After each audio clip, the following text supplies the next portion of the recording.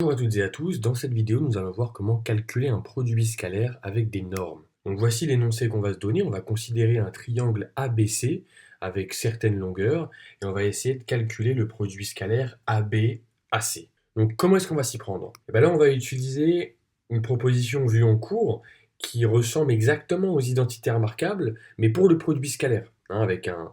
Donc je te les rappelle, a plus b au carré est égal à a au carré, plus 2ab plus b carré, a moins b au carré est égal à a au carré moins 2ab plus b au carré, et a plus b fois a moins b est égal à a au carré moins b au carré. Voilà, ici il y a des normes qui apparaissent, on ne parle pas de produits de nombres, mais de produits scalaires de vecteurs. Donc il y a quand même des choses sur lesquelles il faut faire attention. Mais en tout cas, le produit scalaire, l'identité remarquable se transporte bien à la notion de produit scalaire et de vecteur. Donc c'est exactement ça qu'on va utiliser ici. Parce que des deux premières égalités, on en déduit ceci.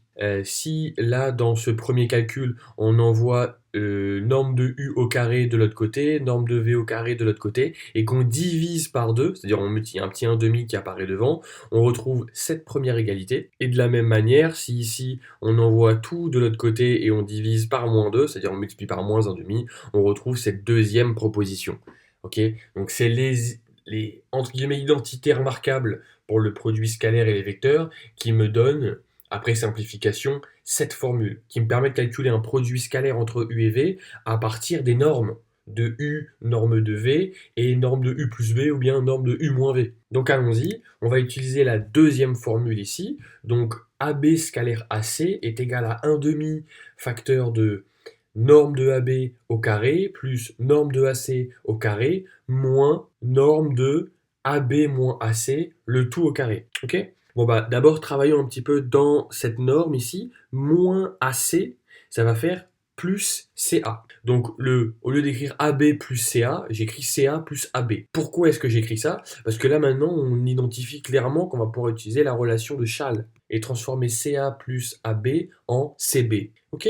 Et donc maintenant on a tout ce qu'il faut avec les données de l'énoncé. Norme de AB au carré, ça va faire 4 au carré. Norme de AC au carré, ça va faire 6 au carré. Et norme de CB au carré, ça fait 7 au carré.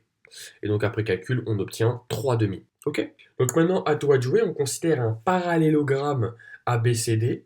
Et il faut montrer que AB scalaire AC est égal à 1,5 facteur de AC au carré moins AB au carré moins BC au carré. Donc allons-y, calculons ce produit scalaire à l'aide de la première formule ici. Donc on a AB scalaire BC qui est égal à 1,5 facteur de norme de AB plus BC moins norme de AB au carré moins norme de BC au carré. Là directement on voit que AB plus BC ça fait AC. Voilà, et là la formule elle tombe directement en fait. Norme de AC au carré, ça fait AC au carré. Norme du vecteur AB au carré, ça fait la longueur AB au carré. Et la norme du vecteur BC au carré, ça fait BC au carré.